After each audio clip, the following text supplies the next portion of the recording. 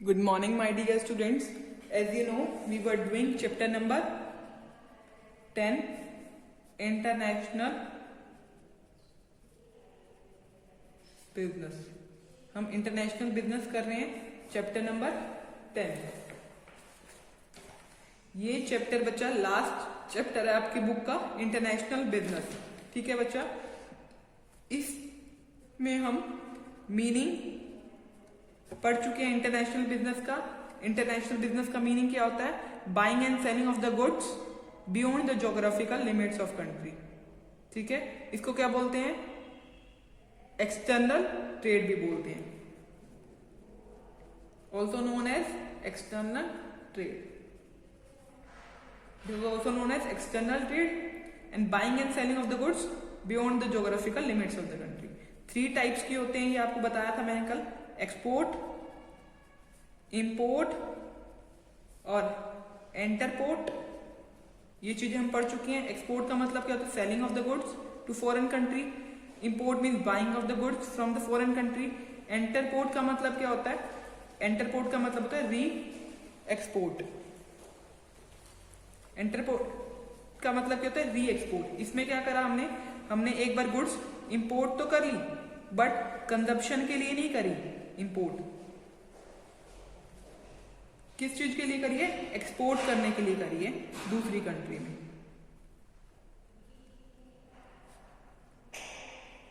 ठीक है, क्या हुआ इसका मतलब?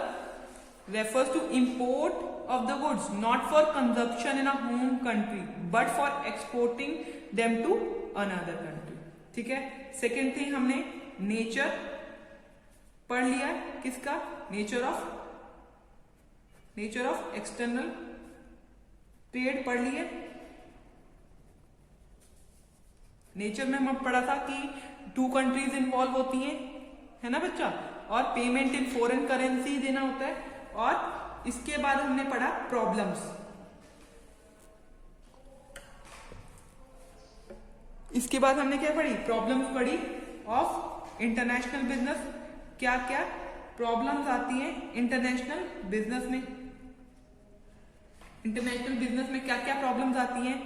जैसे कि बहुत सारा प्रोसीजर फॉलो करना पड़ता है, ये हमने पढ़ा. बहुत सारी रिस्ट्रिक्शंस आती हैं. बहुत प्रोसीजर मतलब लेंदी प्रोसीजर फॉलो करना पड़ता है. रिस्ट्रिक्शन, बहुत सारी रिस्ट्रिक्शंस आती है. रिस्ट्रिक्शंस में क्या आती है? रिस्ट्रिक्शन में जैसे कि हमें लाइसेंस चाहिए होता है. दूसरा, हाई रिस्क होता है क्योंकि डिस्टेंस जो होता है ज्यादा होता है, इस वजह से रिस्क भी ज्यादा होता है. Second thing, different language.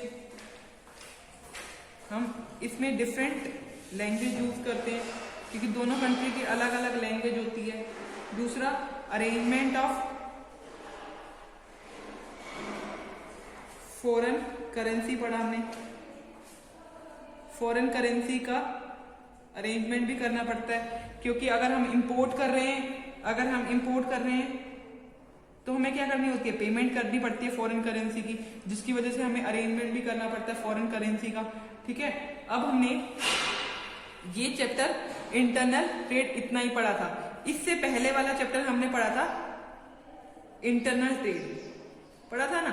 इससे पहले इंटरनल ट्रेड, जब ट्रेड हमारी कंट्री में ही होता है 2 सिटीज के बीच में, तो उसको इंटरनल ट्रेड कहते हैं. अब हम इंटरनल ट्रेड और एक्सटर्नल ट्रेड में डिफरेंस पढ़ने वाले हैं. देखो, पहला आएगा बेसिस. यहां आएगा इंटरनल ट्रेड. दूसरा आएगा एक्सटर्नल ट्रेड. ठीक है, अब पहले हम इंटरनल ट्रेड, और इसमें सबसे पहला हमारा पॉइंट होता है मीनिंग. क्या मीनिंग है इसका? ठीक है, अब इंटरनल ट्रेड का मतलब होता है बाइंग. ट्रेड का मतलब होता है बच्चा बाइंग एंड सेलिंग. पहले हम लिखते हैं buying and selling of goods and services. Buying and selling of goods and services within the geographical limits. within the geographical limits मतलब हमारी कंट्री के अंदर ही. within the geographical limit of country, country की geographical limit के अंदर, उसको बोलेंगे international trade. इसका मतलब दूसरे में देखो, buying and selling of goods and services beyond का मतलब हमारी हाथों से बियॉन्ड द ज्योग्राफिकल लिमिट्स बोल सकते हो या बाउंड्रीज ऑफ कंट्री, हमारी कंट्री के बाहर जो हम बिजनेस कर रहे हैं, बाइंग एंड सेलिंग का बिजनेस कर रहे हैं, buying and selling of goods and services beyond the geographical limit of country, उसको बोलते हैं external trade.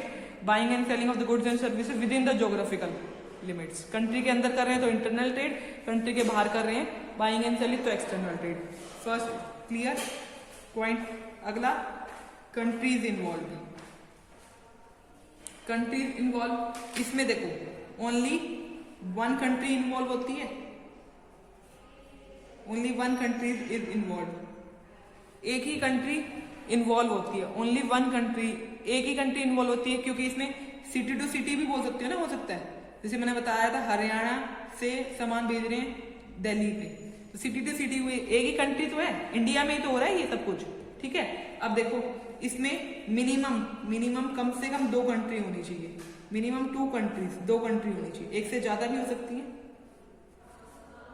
Minimum 2 countries are involve.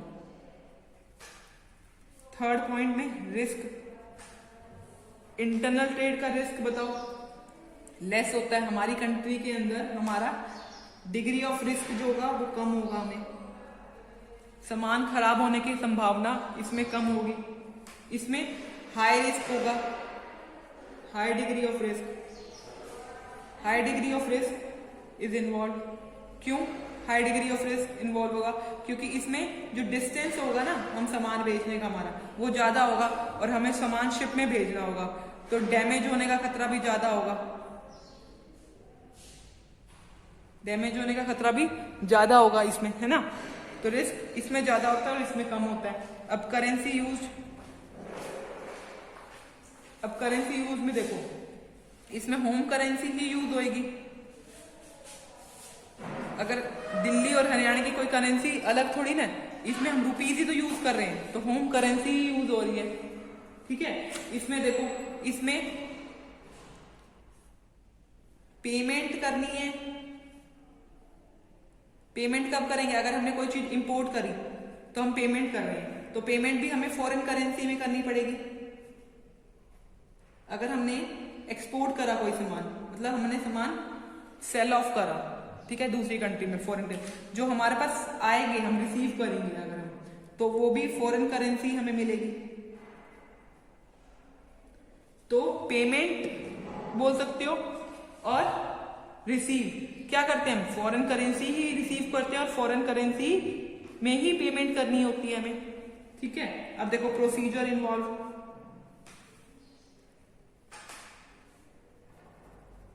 क्या प्रोसीजर इन्वॉल्व होता है इसमें नो लॉन्ग प्रोसीजर, कोई भी लॉन्ग प्रोसीजर नहीं इन्वॉल्व होता, क्योंकि हमारी ही कंट्री में ये सारा काम हो रहा है, ठीक है। और कोई भी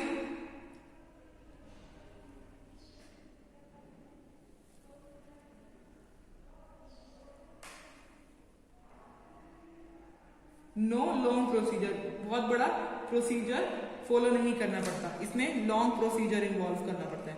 लॉन्ग प्रोसीजर का मतलब बहुत सारे डॉक्यूमेंट्स, क्लियरेंस, कस्टम क्लियरेंस वगैरह इन्वॉल्व होता है एक्सटर्नल ट्रेड में, ठीक है बच्चा। अब देखो next one is mode of payment.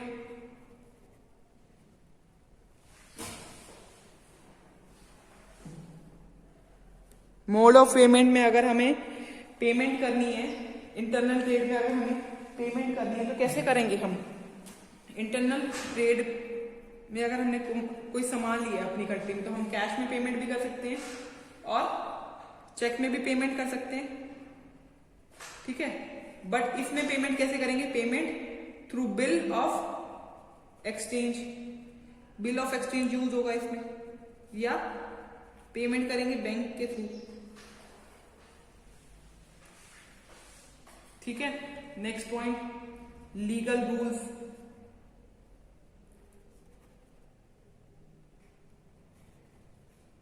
And regulation, rules and regulation, legal rules and regulation, national rules, हमारे नेशन के ही रूल्स लगेंगे, लॉज लगेंगे, रेगुलेशंस लगेंगी। बट इसमें क्या होगा, इंटरनेशनल रूल्स लगेंगे। इंटरनेशनल रूल्स क्यों लग रहे हैं, क्योंकि हम अपना सामान बाहर भेज रहे हैं, तो इंटरनेशनल रूल्स लगेंगे, रेगुलेशंस लगेंगे। यहां तक आपको समझ आ गया बच्चा? अब देखो modes of transport, modes of transport में देखो, मोड्स ऑफ ट्रांसपोर्ट, अगर हमें इस सिटी से दूसरी सिटी में सामान भेजना है तो मैं रोड के थ्रू भी भेज सकती हूँ, रेलवे के थ्रू भी भेज सकती हूँ, ठीक है। बट अब मुझे दूसरी कंट्री में सामान भेजना है तो मैं दो तरीके से भेज सकती हूँ, शिप के थ्रू भेज सकती हूँ और या एयर ट्रांसपोर्ट यूज करके।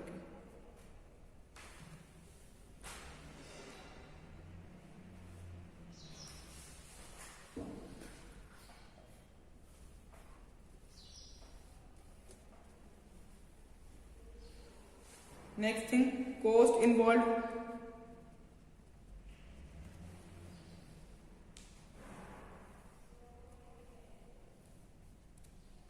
कॉस्ट इन्वॉल्व में इसमें ऑपरेटिंग कॉस्ट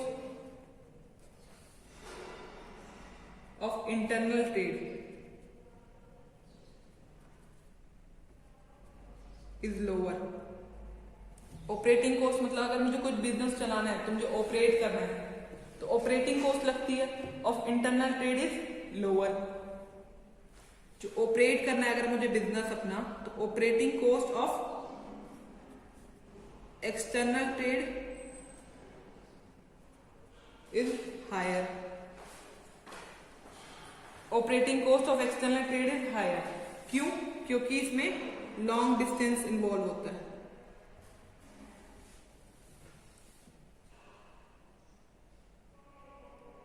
ठीक है, अब देखो लास्ट पॉइंट है हमारा, इफेक्ट ऑन फॉरेन रिजर्व।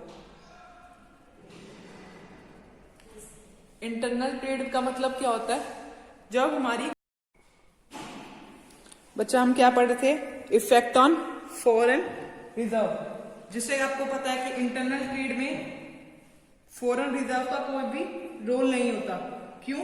क्योंकि हम अपने कंट्री के अंदर ही ट्रेडिंग कर रहे हैं, तो हम हमारी कंट्री की ही हमें करेंसी मिलने वाली है, तो कोई भी इफेक्ट नहीं आएगा फॉरेन रिजर्व में। तो लिखोगे no effect on foreign reserve of a country, no effect on foreign reserve of a country। ठीक है, अब इसमें क्या होगा, इसमें डायरेक्ट इंपैक्ट होगा,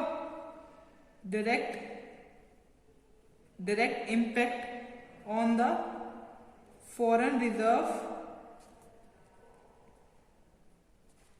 of a country, direct impact on foreign reserve of a country. Done ना बच्चा? इसमें डायरेक्ट इंपैक्ट क्यों आएगा, क्योंकि इसमें हम फॉरेन करेंसी में डील कर रहे हैं। ठीक है, इंटरनेशनल ट्रेड का मतलब हम जब बिजनेस कर रहे हैं बाहर की कंट्री के साथ, अगर हम बाहर की कंट्री के साथ बिजनेस कर रहे हैं तो दूसरी कंट्री हमारे साथ इन्वॉल्व है और उसकी करेंसी दूसरी है, तो हमें फॉरेन करेंसी मिलती है। अगर हम फॉरेन करेंसी मिल रही है तो हमारा फॉरेन रिजर्व बढ़ेगा, तो direct impact on foreign reserve. ठीक है, इसमें हम इंपोर्ट भी करते हैं, एक्सपोर्ट भी करते हैं, तो डायरेक्ट इंपैक्ट होता है on foreign reserve of a country. ये टॉपिक आपको क्लियर हो गया होगा। इंटरनल ट्रेड और एक्सटर्नल ट्रेड के हमने 10 पॉइंट्स पढ़ लिए। फर्स्ट पॉइंट था मीनिंग, फिर countries involve, risk, currency use, procedure involve, mode of payment, legal rules and regulation, mode of transport, cost involve, effect on foreign reserve. Clear to you? Next thing देखते हैं। Next thing हम पढ़ने वाले हैं reasons for international business. Reason for international business.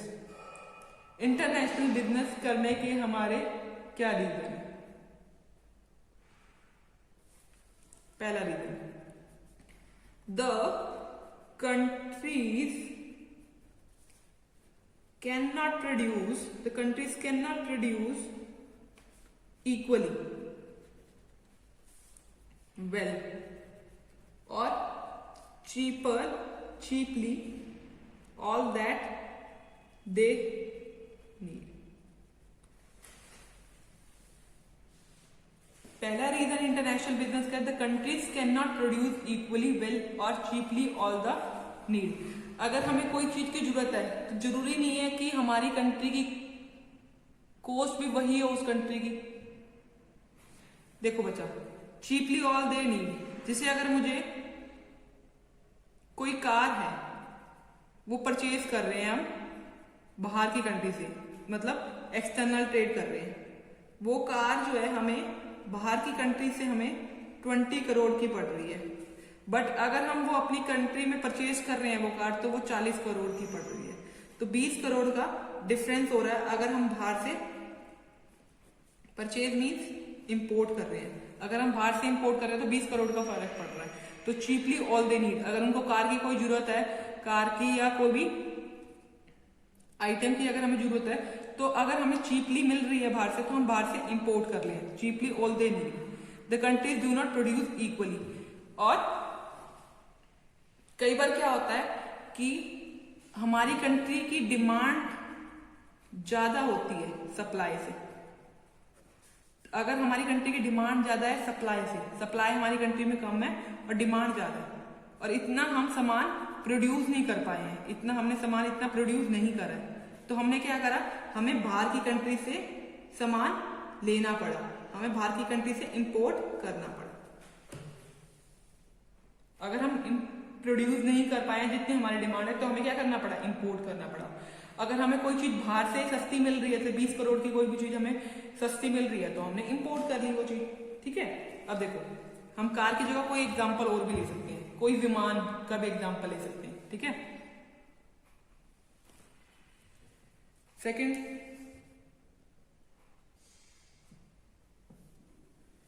there is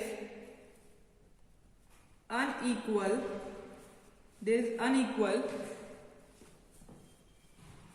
distribution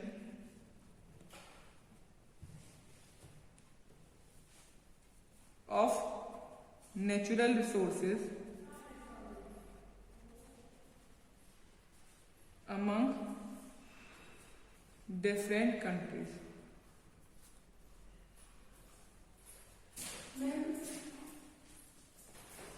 There is unequal distribution of natural resources among different countries. हम international business क्यों करते हैं, क्योंकि अनइक्वल डिस्ट्रीब्यूशन होता है नेचुरल रिसोर्सेज का अमंग डिफरेंट कंट्रीज, ठीक है। Next thing, availability of different factors of production such as land, capital and raw material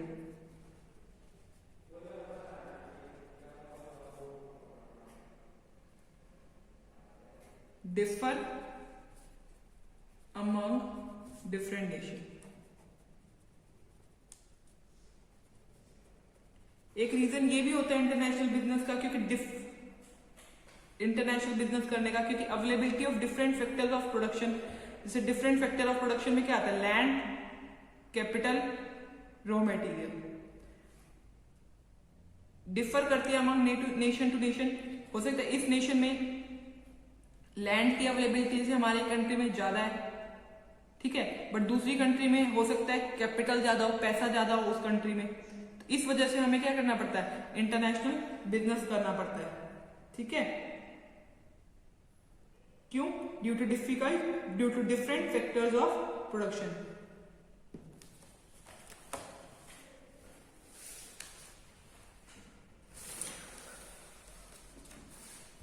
fourth thing,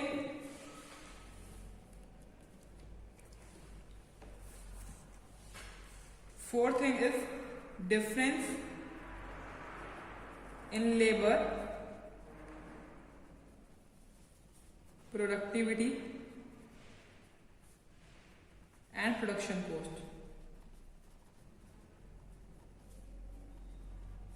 due to socio-economic, geographical और political reason.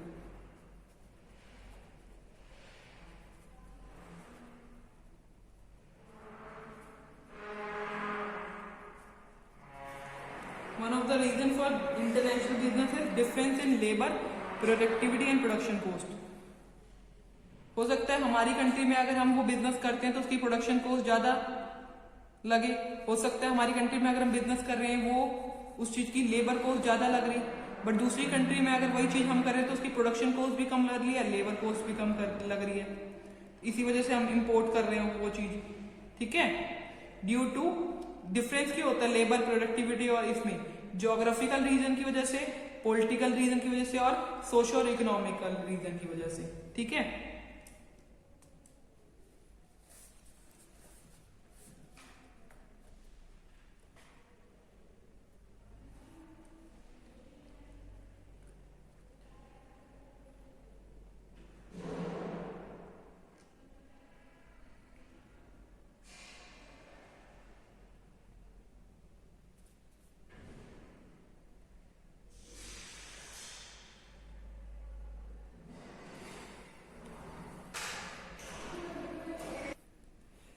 एक मेन रीजन जो है बच्चा, रीजन फॉर इंटरनेशनल बिजनेस का मैं आपको लास्ट में बता रही हूं. As a result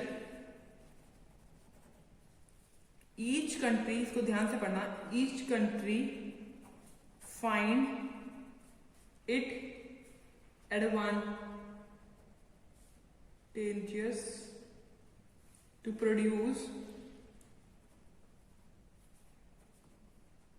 those selected goods or services that it can produce more effectively and efficiently. इस लाइन का मतलब है हर एक कंट्री वो गुड्स प्रोड्यूस करती है और वो गुड प्रोड्यूस करती है, ये सिलेक्ट करती है प्रोड्यूस करने के लिए जो उनको इफेक्टिव लगता है प्रोड्यूस करना और एफिशिएंट लगता है, और जो उनको लगता है कि उस चीज की कॉस्ट कम आएगी. ठीक है, अदरवाइज वो क्या करते हैं, एंड प्रोक्यूरिंग रेस्ट, और जो सामान एफिशिएंट लगा उनको उन्होंने सामान बना लिया उस कंट्री में, और जो उनको लगता है एफिशिएंट नहीं है और बाहर की कंट्री से वो उनको लोअर कॉस्ट में मिल जाता है तो वो बाहर की कंट्री में लेते हैं. Procuring rest through trade. अब जो सामान बच गया वो क्या करेंगे, ट्रेड के थ्रू ले लेंगे with other countries. With the other country, with other countries can produce at the lower cost.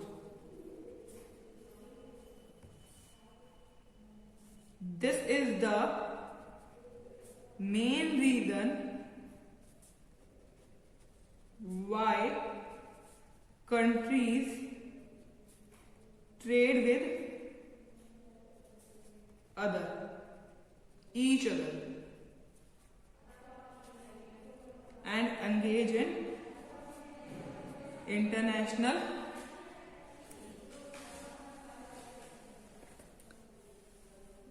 This is the main reason why countries trade with each other and engage in international business. जैसे देखो, अब इसका example लेते हैं.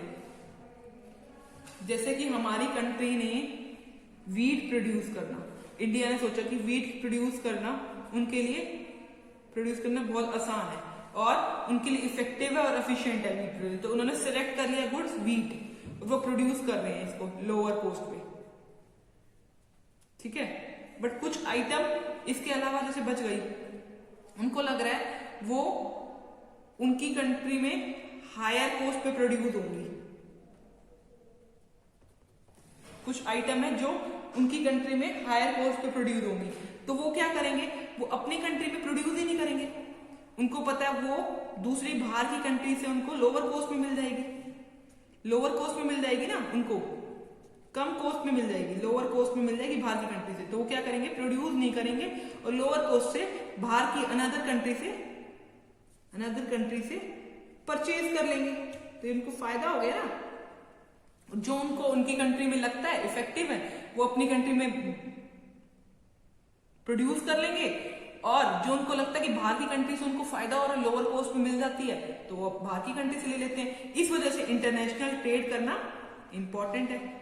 International trade करने से हमें क्या फायदा हुआ, जो हमें बाहर की कंट्री से सस्ते में सामान मिल जाता है, या हमारी कंट्री में हम जो प्रोड्यूस नहीं कर सकते हम बाहर वाली कंट्री से ले लेते हैं, ठीक है। इस वजह से इंटरनेशनल ट्रेड करना, इंटरनेशनल बिजनेस करना इंपॉर्टेंट हुआ ना बच्चा। इंटरनेशनल बिजनेस इंपॉर्टेंट क्यों हुआ करना, क्यों हुआ, क्योंकि जो चीज हम अपनी कंट्री में प्रोड्यूस नहीं कर पा रहे, तो हम क्या करेंगे, बाहर की कंट्री से ले लेंगे इंटरनेशनल बिजनेस करके।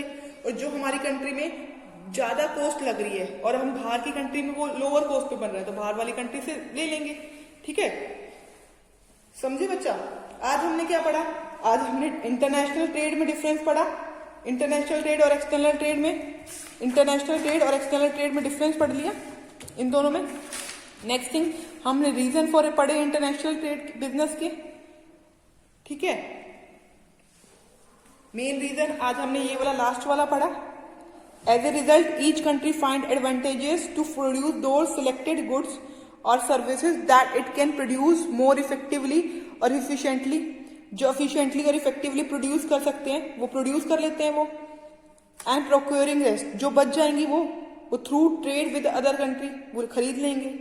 कैसे, ट्रेड करके other country, which other country can produce at lower cost, जो दूसरी कंट्री के प्रोड्यूस कर रहे हैं लोअर कॉस्ट पे। This is the main reason why countries trade with each other, engage in international business, engage in international business. अब next topic में हम अगले वीडियो में हम पढ़ने वाले हैं इंटरनेशनल बिजनेस किसे कहते हैं। नेक्स्ट वीडियो में हम क्या पढ़ने वाले हैं, international business versus domestic business. अब डोमेस्टिक बिजनेस क्या होता है, जब हमारी कंट्री में हम बिजनेस कर रहे हैं तो उसको डोमेस्टिक बिजनेस कहेंगे। अगर हम बाहर की कंट्री के साथ बिजनेस कर रहे हैं तो उसको इंटरनेशनल बिजनेस कहेंगे, ठीक है। और क्या डिफरेंस है डोमेस्टिक बिजनेस में और इंटरनेशनल बिजनेस में, हम ये पढ़ेंगे, ठीक है, नेक्स्ट वीडियो में। Till then you should complete this topic in your fair notebook. Okay बच्चा, थैंक यू वेरी मच।